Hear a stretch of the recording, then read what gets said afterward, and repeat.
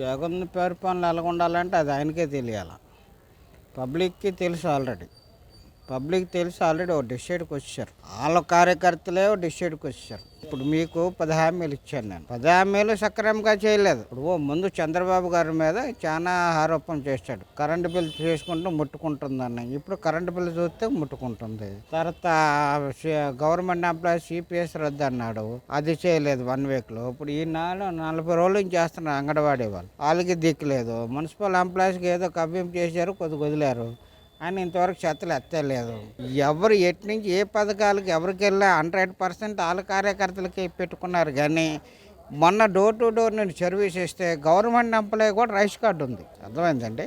నేను door to door మా చంద్రబాబు గారు భవిష్యత్తు బాబు గారిని డోర్ టు డోర్ సర్వీస్ చేస్తే గవర్నమెంట్ ఎంప్లాయీస్ కూడా ఒక కార్డు ఉంది. మరి వీళ్ళు ఎవరికి ఇచ్చినట్టు? వాలంటీర్లు ఎవరిని ఫిల్టర్ చేసినట్టు?